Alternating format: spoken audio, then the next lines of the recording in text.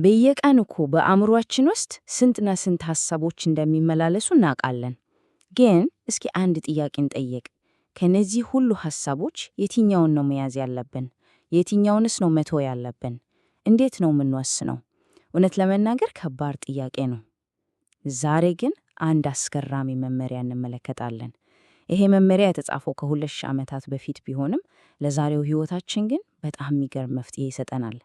ይኸውም በፊልጵስዩስ መጽሐፍ ምዕራፍ 4 ቁጥር 8 ላይ የሚገኘው ነው። ጥቅስን ላንብበው እስኪ።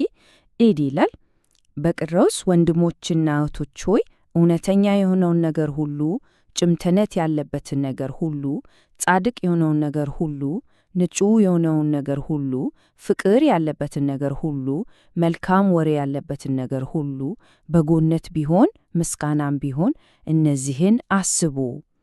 ዋው! ይሄ ዝርዝር እኮ የምንመርጫቸው ሐሳቦች የአእምሮ ሰላማችንን እንዴት እንደሚቀርጹት የሚጠቁም የመንገድ ካርታ ነው ማለት እንችላለን። ስለዚህ ትልቁ ጥያቄ እዚህ ላይ ነው የሚመጣው። በማህበራዊ ሚዲያ በዜናና በዕለት ተዕለት ጭንቀቶች በተሞላ ዓለም ውስጥ በዚህ መመሪያ መሰረት መኖር በእርግጥ ይቻላል? እስኪ ይሄ ጥንታዊ ጽሑፍ ለዛሬዎቹ ተግዳሮቶቻችን ምን አይነት መፍትሄ ሊሰጥ እንደሚችል እንመልከት። እውነት ለመናገር ይህንን እንደ አንድ ጥሩ ምክር ብቻ ማየት በጣም ቀላል ነው። ነገር ግን የጭቁሱ ቋንቋ በጣም ጠንከር ያለ ነው። እርምጃ እንድንወስድ የሚገፋፋ ቀጥተኛ ትዕዛዝ ነው። ለምን ይመስላችኋል? ምክንያቱም የአስተሳሰብ ልማዳችን በአእምሮ ጤንነታችን ላይ ምን ያህል ቀጥተኛ ተጽዕኖ እንዳለው ስለሚረዳ ነው። እስኪ አእምሮአችንን እንደ አንድ የአትክልት ስፍራ በር አድርገን እናስበው። አሁን በሩን ከፍተን አረም እንዲገባ ብንፈቅድለት ምን ይሆናል? ግልጽ ነው አይደል? ውብ የሆኑትን አበቦች በሙሉ ያጠፋቸዋል።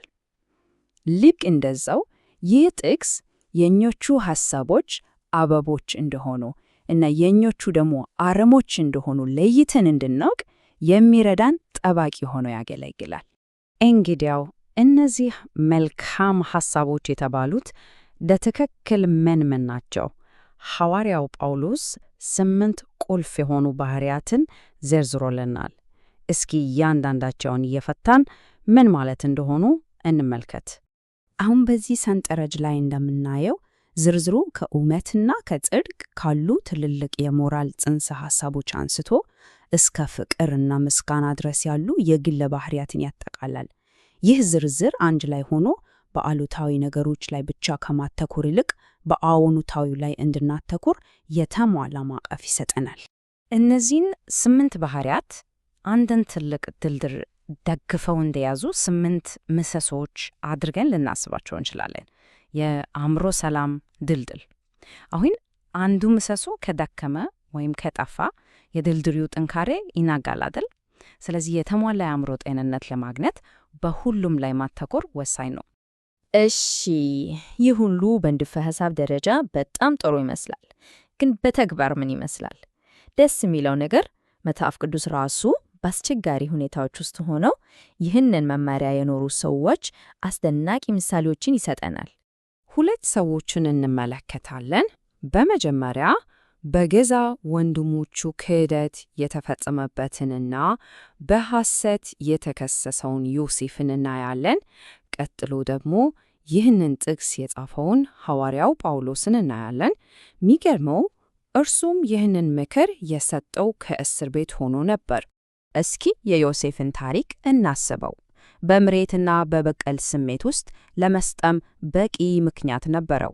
በገዛ ቤተሰቡ ተሽቶ በሐሰት ተከሶ ተስሯል።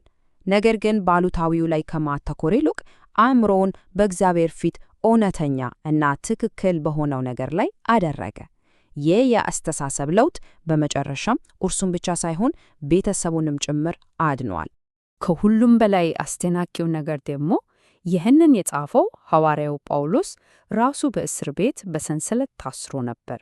በጨለማ እና በተስፋ መቁረጥ ውስጥ ሆኖ እንኳን አእምሮውን በምስጋና እና በወንጌል መልካም ወሬ ላይ እንዲያተኩር መረጠ። ይሄ ምን ያሳየናል? ሁኔታው ሳይሆን አስተሳሰቡ ሰላሙን እንደወሰነው ነው። እንግዲህ የዮሴፍና የጳውሎስ ታሪኮች በጣም አበረታች ናቸው። ግን አሁን ወደ እኛ ሕይወት እንምጣ።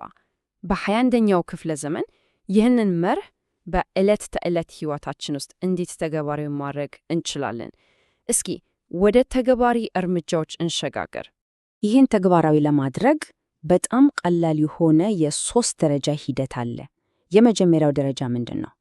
ማጣራት ነው። ይሄ ማለት የፊልጵስዩስ 4:8ን መስፈርት የማያሟላ ሐሳብ ሲመጣ ማወቅና ማስቆም። ሁለተኛ ትኩረት ማድረግ ነው። ከነዛ ከዘረዘረናቸው 8 በጎነቶች አንዱን መርጦ በሱ ላይ ማተኮር እና ሶስተኛውና የመጨረሻው ደረጃ ደግሞ መሙላት ነው። ያንን አሉታዊ ሐሳብ በእውነተኛ፣ በክቡር ወይም ምስጋና በሚገባው ሐሳብ መተካት ማለት ነው።